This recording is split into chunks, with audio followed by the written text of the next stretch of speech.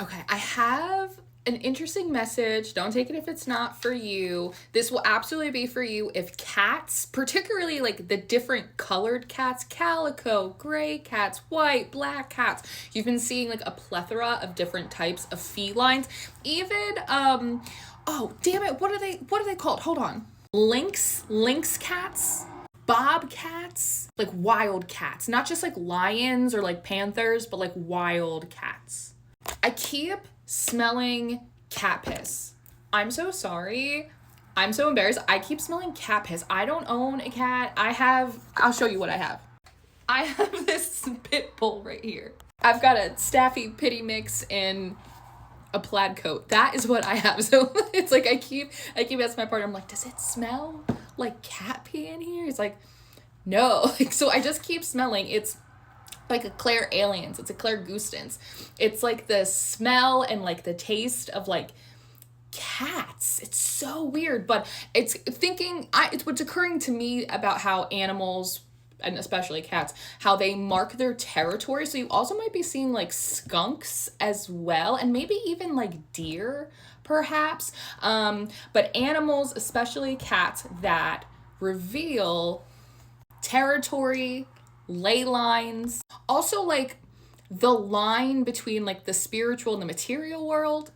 But the message is essentially two things. One, now is absolutely a time to be asserting your territory, not necessarily like your control over other areas of life in the world, not necessarily a time to be in the Three of Wands where you're like preparing to go like voyage out into something new. Now is a really good time to like pull rank, to reassert your territory, redraw the boundary lines around yourself. This is mine. No, you can't come in here. There needs to be a practice. I just saw Code Elevator drive by. There's something about you may set a ward, or you may set a boundary, you may set a protection, and then it's almost like you crock pot it, like you set it and you forget it, and eventually it's like someone like comes in, usually at a time when you're busy and distracted, they like pop open the window and they like stick their head into your energy, right? You don't like realize it at first. There's something now about it being a really important time for you to prove to yourself that you can consistently hold your own ground, that you can consistently maintain your own boundaries, and that you can assert your territory. In some forms of magic practice, people will actually take their own urine and they'll use it. They'll like throw it outside to like just like any other mammal, right? To like assert its territory. It feels like there's something about that. And the reason this message would only be coming through if there was something or someone trying to consistently, and I'm hearing it very forcefully, trying to like I'm hearing bridge the gap, but I'm seeing almost like the Nine of Wands where the boundary, it kind of looks like a bunch of like sticks or like bamboo or like a fence, something that doesn't feel like super sturdy. So there's something about acknowledging, yes, you do have some protection, some wards, some boundaries in place, but honestly, like they're maybe not as strong as they need to be.